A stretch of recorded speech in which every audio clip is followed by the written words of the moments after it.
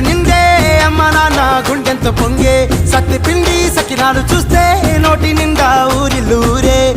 పొద్దున్నే తమ్ముళ్ళు లేచి పూల కోసం బయలెల్లి ఉరికే శాపపరిచి వాకిళ్ళలోన చెల్లెళ్ళంతా బతుకమ్మ పేర్చే